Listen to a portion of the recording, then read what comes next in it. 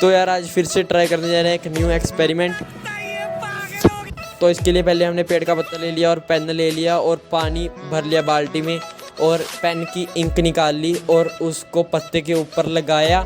लगाने के बाद तो हुआ एक्सपेरिमेंट। पर यार प्लीज अगर तुम्हें वीडियो पसंद आई तो लाइक मारो यार। मुझे नहीं पता, मुझे 2 मिलियन लाइक्स चाहिए, कैसे ना कैसे करके मुझे चाहिए। इतना झिला मैं कभी नहीं होऊंगा अपनी पूरी जिंदगी में जितना इसमें झिलाऊं। मुझे चाहिए ही चाहिए। तो लाइक मारो और अगर तुम लोग नए हो तो सब्सक्राइब करो। वो जो लाल वाला बटन है उस पर फूट फेंक के मारो या फिर मोमबत्ती, मुझे नहीं पता, बस क्लिक हो जाना चाहिए। जब हमने वो पत्ता बाल्टी के अंदर डाला तो पानी में वो किश्ती की तरह तैरने लगा, जैसा कि आप वीडियो में देख ही सकते हो। तो एक्सपेरिमेंट सच में काम करता है, मिथ कन्फर्म्ड है।